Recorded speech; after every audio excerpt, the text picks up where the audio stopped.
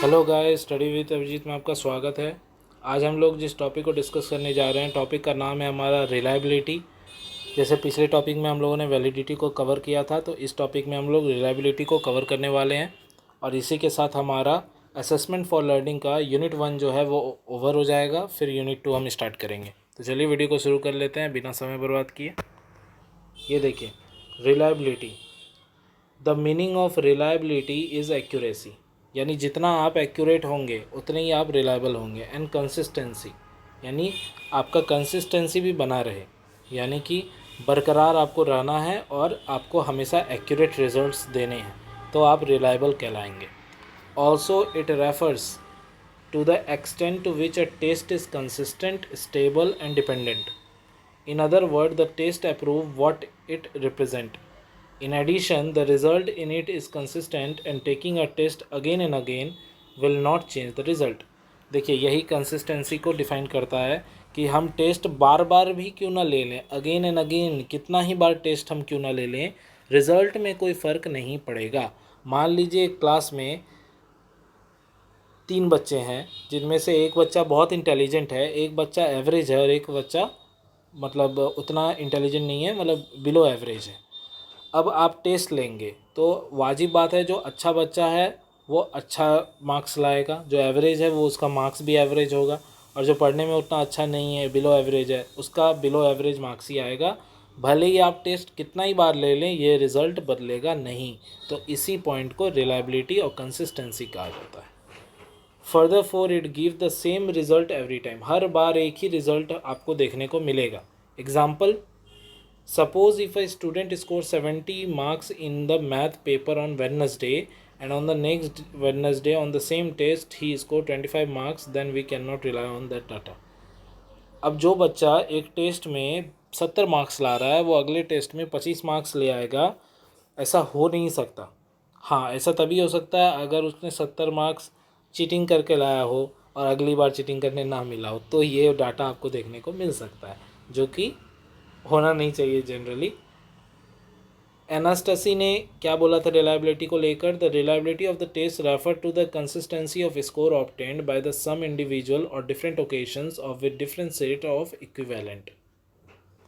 ये एक डेफिनेशन हो गया, इसे आप देख लीजिएगा। अब फैक्टर्स देख लेते हैं, वो फैक्टर्स जो रिलायबिलिटी ऑफ द टेस्ट को अफेक्ट करते हैं। जैसे test of the length of the test, यानी कि टेस्ट कितना बड़ा है।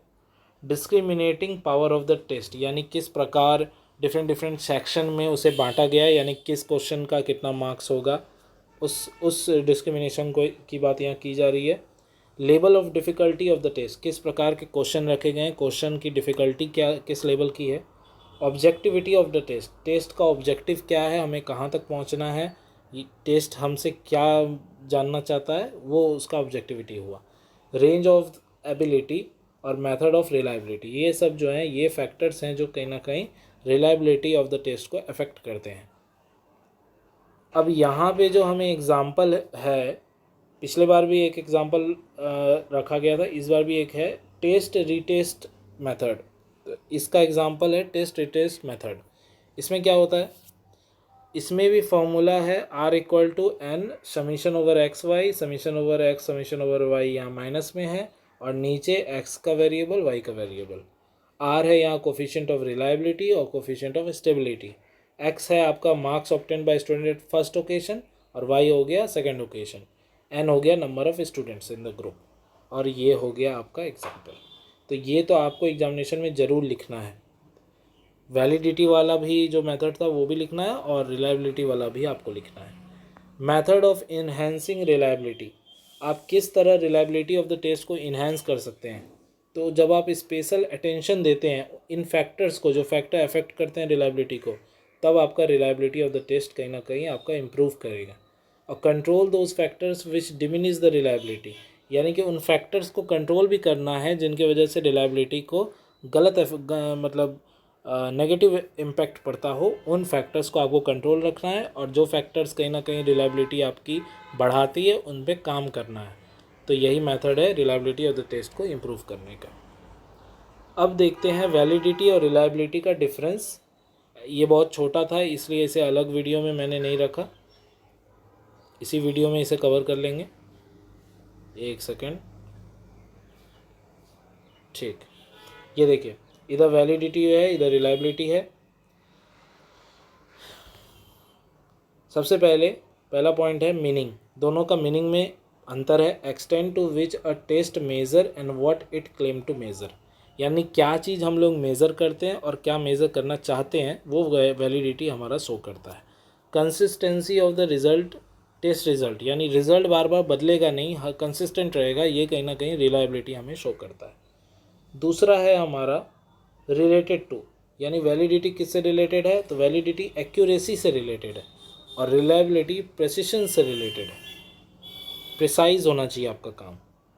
तीसरा पॉइंट है आपका वैल्यू। तीसरा पॉइंट हुआ आपका वैल्यू।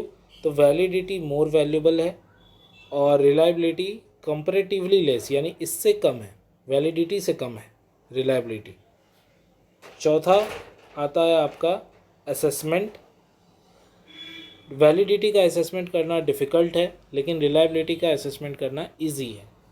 अब पांचवा और लास्ट पॉइंट है हमारा इंस्ट्रूमेंट, यानी a valid instrument is always reliable, यानी एक वैलिड इंस्ट्रूमेंट जो होता है वो हमेशा रिलायबल होता है। A reliable instrument need not to be valid, लेकिन एक रिलायबल इंस्ट्रूमेंट हमेशा वैलिड हो ज़रूरी नहीं है। तो ये था हमारे डिफरेंसेस वैलिडिटी और रिलायबिलिटी की, और इसी के साथ हमारा जो यूनिट 1 है वो आज ख़त्म हो चुका है। अब इसके आगे यूनिट 1 में कुछ नहीं है, हम यूनिट 2 स्टार्ट करेंगे नेक्स्ट वीडियो से, असेसमेंट फॉर लर्निंग का। आपको कोई भी डाउट हो तो आप मुझे कमेंट कर सकते हैं, और अगर आपको इन सब वीडियोस के PDF चाहिए तो मेरे टेलीग्राम का लिंक मैं डिस्क्रिप्शन में दे दूंगा, आप वहां से हमें फॉलो भी कर सकते हैं। अगर आपको वीडियो पसंद आया तो प्लीज़ वीडियो को लाइक करें, चैनल को सब्सक्राइब करें और ज़्यादा से ज़्यादा शेयर करें कि आप जैसे जितने भी लोग हैं उन्हें भी ये वीडियोस का लाभ मिल सके। Thank you for watching. मिलते हैं अगले वीडियो में, तब तक के लिए पढ़ते रहें, हमारे साथ जुड़े रहें।